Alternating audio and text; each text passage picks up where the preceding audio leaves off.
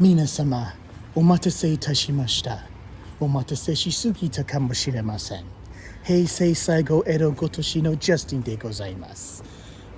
Okay, so what is up, everybody? This is Justin here. Just sort of had to go to the local ward office to take care of some personal business. But now I'm sort of on my way home now. And, you know, I could take the train, but it's a nice day today, so might as well, walk today. And I'm thinking of, let's say, get a haircut first, and then get something for lunch, and then make my way home. So there was like one particular new setup, let's say Japanese or gaijin drama just recently. And this once again involved this guy named Mark versus Japan, Ken Cannon, and this guy named George. So all three of these guys, they offer online courses of teaching Japanese to people who are interested in learning. And if you know who Ken Cannon is, this is a guy who's like really no stranger to controversy. He's a guy who's been doing Japanese courses for like a little over 10 years now. Like, he famously created a course of, like, he claims to have, let's say, learned a good majority of Japanese through anime, and he made his own curriculum based on it. And then he was like offering these courses for like this amount of money, and then like, you know, he couldn't commit to it, and then he disappeared for a while, and then he talks about how things kind of fell apart, and like he couldn't refund people for a while.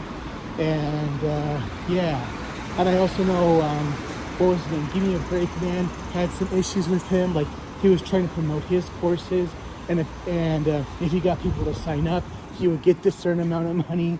But apparently like, he didn't get the money, and it took a while. And once again he kind of came back, tried to do his own thing again. Of course, he was doing this partnered with these two guys, and apparently, you know, Ken Cannon, it's just like he fucked up again. Like, he was supposed to like doing these advertisings, and it's just like, yeah. And apparently they were doing this with the under the guise that Japanese from Zero, or his real name George, was endorsing them, but turns out he wasn't. And then he made a video about it. And then now Mad versus Japan, like one of the other partners, admitted like, hey, he made a mistake. I think him and Ken Cannon have recently split up. Or not was a split up, made up, I mean. But like, you know, they're on good terms again. Like, but I don't think they'll be doing business anytime soon. But yeah, I will give Ken Cannon credit. Like, he does speak really excellent Japanese, and with whatever videos he does offer on his YouTube channel, like, he does explain them well. I'll give him that. But unfortunately, of course, he kind of has maybe a commitment problem. I know he claims to have had his personal mental health struggles. I don't want to accuse him of anything, of, you know, lying or anything, but you know, when it kind of results in, let's saying, you know, people not getting a service they paid for, at some point he does have to take accountability. And once again, this guy kind of screws up again, and he's kind of getting the raw. And of course, some people are kind of going down with him. But of course, Man versus Japan, he's trying to make things right.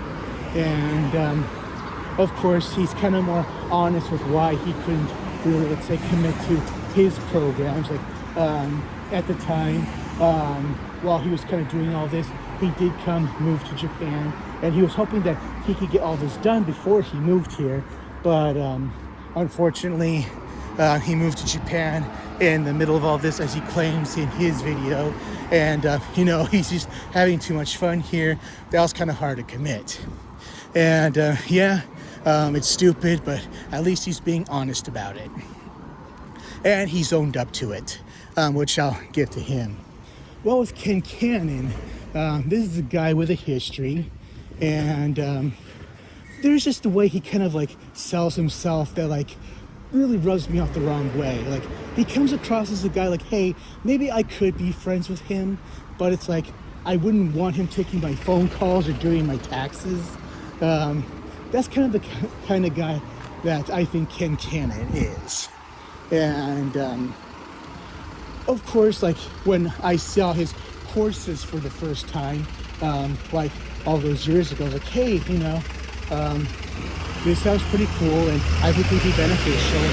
But it's not. Of course, I've never really signed up for it, or paid for it. But I do think it's cool. Like, hey, he had this idea, and he was trying to go with it, but let's say through his own unfortunate undoings, it just didn't work out. And maybe this time, like, will Ken learn from his mistakes, or will he try to do, let's say, another business of teaching Japanese, and he partners with somebody, and and this person just doesn't do their history, and then it ends up not going well. I mean, I think at this point, Ken Cannon, he should just give it up. Most people who do their research know his history. I don't want to call the guy a crook or a scammer, but it's just the guy has a hard time committing to something that he does. Of course, he's had his stories before, but I know that Unrested in his video has talked about this, and I believe that Ken Cannon, some podcast, I forget which one, like he talks about like, okay, he made all these videos, he put them in hard drives, and he put them in a car, and apparently he says like, he dropped the car keys like in a elevator, like sort of in the elevator, and couldn't get them. And it's like, all right, that's pretty much as believable. Say you're a teacher, you want your homework, and the kid says, my dog ate it last night. It's like, that's kind of what it sounds like to me. That's pretty much how Unrested, or Scott, or however you want to call him, describes that situation. But so this kind of transitions what I've been thinking about in the past, and what I've been discussing with my wife is, one day starting our own, let's say, small language school. And it's something that has crossed my mind even before I met my wife. I've had this idea with other friends. It's okay, once we have enough money saved, once we have the know-how, we have the knowledge, once we kind of know what we're doing, and it's like, okay, we'll start our own language school, start our own programs and all that stuff. And some people do that, and some people don't. I know one lady who started a business with her husband. Well, this friend was Japanese. She married an American, and she and her husband started their own, semi-chain of schools in Fukuoka. And they seem to be doing pretty well, even during the pandemic. And of course, I do have 16 years, let's say, teaching experience here in Japan. And, I've accumulated enough knowledge. I know how the curriculums in Japan work.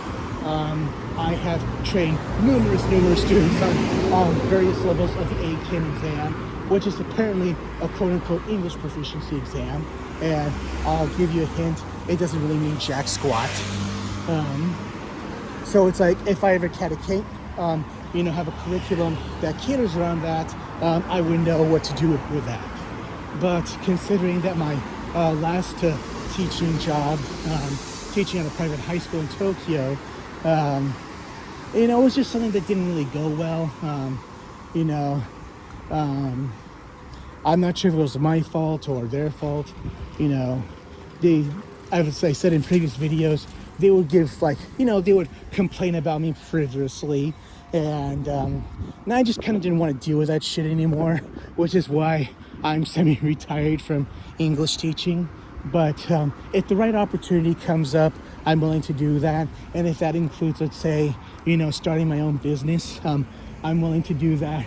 It's just like, I would have a curriculum in mind. I would have a method of doing it. It's just, I don't want, let's say, I'm not going to adopt the whole customers, right? Or okyakusama wa kami-sama mentality. It's like, it's my way or the highway. And, when it comes to business, I have worked with some really good business people, and, they kind of gave me some insights. I've seen what they do, and, I know what steps I have to take if I were to, let's say, open a business here in Japan. So, I'm partially, ready for that. But, now's not the time. I'm at a really good place right now, professionally, with, with my current job and my translation side gigs. And when I kind of have a good thing, well, it's good. I don't want to mess that up. So, yeah. And my wife, even though she's never taught Japanese before, she is a certified and trained Japanese teacher. Not like, let's say, Japanese education system, but teaching Japanese to foreigners. So, she could do something like that in our school. I could just, let's say, teach English to Japanese learners, and she could teach Japanese to foreign learners. And I think that would be really productive, and with the right location and accessibility and the right marketing, that's something we can do rather well. We live in Yokohama. We live in a place where there's lots of foreigners, and I think if we do everything right, then it can work. But of course, there are instances where you could do everything right and it wouldn't work either. But, But when it comes to, let's say, teaching Japanese, I'm not sure if I could do something like that. And, why it kind of feels wrong for me to, let's say, criticize people like Ken Cannon. I'm like, when you see his videos, he does know how to teach Japanese well. I have no experience teaching Japanese myself, even though I consider myself a fluent speaker, and I do have N1 Japanese. But, it does help, but to me, it doesn't really mean anything. Because, for example, I used to work with a guy, he was originally from Canada. He's been here in Japan for 35 years, and he could speak Japanese perfectly well, and he could, let's say, do business meetings in Japanese. But the thing is, he's more or less illiterate in Japanese. He can barely read hiragana and katakana, and has a limited number of kanji. And when it comes to the Japanese language proficiency test, it largely measures, let's say, your ability to read and write. Oh, look, there's an RX-7 FC, a red one. If Ryosuke's the white comet, then this guy's the red comet. Just like Char from, Gundam. But, I'll admit that, with in the last few years, especially at the turn of the decade, and with the pandemic making people, more interested in anime more than ever, of course, it has also, and of course the tourism boom, there's more of an interest in Japanese culture and maybe Japanese language learning. And I suppose my wife and I can tap into that. And of course, we wouldn't just do, let's say, in-house lessons. We could do online lessons as well, especially for those who are overseas. And usually when it comes to, let's say, language learning, we want to, of course, in the case of, let's say, Ken Cannon, he's teaching it through, let's say, for the sake of, let's say, understanding anime. Nothing wrong with that. But, we just want to address people's individual needs. And it's for example, you're coming here for, let's say, a month or maybe 2 weeks, and you just want to know enough to, let's say, get by. You kind of want to know how to, let's say, ask for something on a menu, or ask for directions or anything of that nature. You know, just the basic stuff just to enjoy vacation. It's like we can design something like that. Or for those who want to do, let's say, a study abroad, we could do something like that. Or just something more general, just just learn the basics and work out from there. With the right planning, we could do anything. We could pretty much do anything. But unfortunately, time is against us, and that's kind of really hard to commit to. But yeah. But it would interest me because in some Discord groups that I am active in, that don't relate to any of my translation work, especially for those like in the Sega Saturn Shiro Discords and a bit of Retro Crush and Retro Blast and Sega Bits. It's like, okay, if a person has a question, what does this say? Or how do you say this in Japanese? Like, I can just say, like, oh, this is like, oh, kore wa nanto ka desu. Or, oh, this is what it means in English. Like, I can just give tips and tell you what something means. That I can do. But, like, trying to teach a full class, that is just something beyond my knowledge and training, because I have no training teaching Japanese whatsoever. But I have assisted in some college classes. It's just like, okay, how do I write this? Or like, how do I conjugate this? That I can do. But teaching a full course, that'll take a while for me. But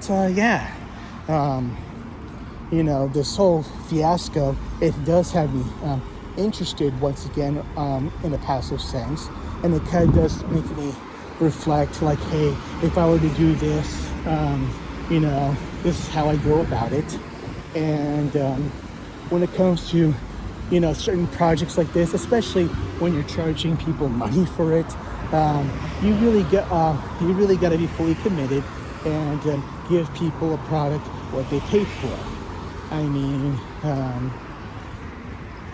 I don't want to say of course, mental health should be a priority, but at least in the case of Ken Cannon. But with other situations going on, you just really got to know what to commit and how to commit to it, and be honest with the people. And if you can't deliver your promises, then you should give people their money back right away, without any dispute whatsoever and without any delay. I think that's probably one of the most important things. So, what was it? Yeah, I'm trying to concentrate here and be aware of, let's say, not getting hit by cars or bump into other people in this area. Yeah, I could have took the train from here to there. It would have been 2 minutes, but didn't feel like it. But yeah, I'm kind of thinking of, let's say, doing something with my other video series, videos. I know that Sarah K. Translate, if I got her name right, she really does a good job of explaining some details of Japanese grammar in her respective videos. And I know that she's a translator for anime and games, and she has a better consciousness of these things than I do. It's like a lot of these things just kind of come naturally to me. It's like instinctive. It's like if I gotta say something, I'll say it, but it doesn't necessarily mean I know how to explain what I'm saying. So yeah. But anyway, I'm also thinking of, let's say, after doing, let's say, Like a Dragon, Pirate Yakuza in Hawaii, I do plan on doing other videos about the franchise, the series, and of course, as some of you may know, most of my exposure of that series has been through the original Japanese versions. And when I revisit those games, record the footage, and of course, type up the scripts and shoot the videos, maybe I'll share some Japanese tips along with those reviews as well. So thinking about trying something like that, but of course that won't be for a while. So currently, I'm playing Magic Knight Rayearth for the Sega Saturn. I'm playing the Japanese version, of course, and I still own the original English version when it came out at the end of 1998, and sadly, that was the last game to be released on the Sega Saturn in North America. But I'll say that, of course, as I'm playing that, I am recording footage and I am posting photos on the Discord groups I'm active in. And, for some of that stuff, that will be another video for another time. Hopefully, sometime around this month, if I can beat the game on time. Where did I last beat? Yeah, so, so I just recently beat Alcyone again, and I'm now at this one town at a waterfall where I ran into Caladina, and then she destroys the bridge, falls down, the Magic Knights fall down, and now exploring through a cave. So maybe it'll be a while, I don't know, but I'll do the best I can. But just for the sake of whatever time I have left, knowing how to, let's say, edit videos for the fun of it, I would like to do more video game reviews. Of course, the RPGs will be more time consuming, but of course with let's say something more simplistic like fighting games, that won't take much. But either way, I would like to, let's say, share these passions with you guys. Okay, so I'm pretty much at the next station over just by walking there, and it took me a little over 20 minutes. I'm just gonna go up the stairs soon, go on the other side, get a haircut, and then maybe get something to eat and just walk my way home. But I also know that I wanted to do more videos in Japanese, but I keep forgetting. 動画を撮影しながら、もっと日本語話したいんですけど、でもいつも忘れています。もちろん挨拶以外に。But yes, for those of you, with some of the videos of how I greet you guys, hopefully you get the reference. One of my translation clients, he gets the reference, and for good reason. いつも僕が日本語で挨拶するときには、誰を真似しているか分かっているでしょう。I hope you do. でも分からなければ、確かに Netflix である全裸監督というドラマを見てください。So yes, in case you don't recognize the reference to how I greet myself in Japanese, watch a show on Netflix called The Naked Director, which is based on an actual naked director. I kind of get that based on him. So here's the Don Quixote. I'm not too far. I'm pretty much at the station building here. But as I cross that bridge over there, I gotta answer the bridge keeper these 3 questions or he won't let me pass. And if I mess up, I'll fall into the pits. So we got a Don Quixote, an AU store, a Saizeriya. If you've seen The Melancholy of Haruhi Suzumiya, you'll know what Saizeriya is. Yamada Denki, SoftBank, Nitori, Daiso. It's the 100 yen store in Docomo. Yeah, I'm surprised to hear that Daisos are now in the US. I have yet to see one during my visits to the US, but that'll be cool to check out if I can. But I know that Book Off is now open in some parts of Arizona where my family lives. But as I said before, my brother says, and he's been here to Japan. He's been to the Book Offs here in Japan. And he's just like, nothing compared to the ones in Japan. And of course, I heard Yoshinoya is there in the US, but I hear they're not 24 hours. Like, even out in the sticks, Yoshinoya, from what I know, is a 24-hour operated restaurant. But, yeah.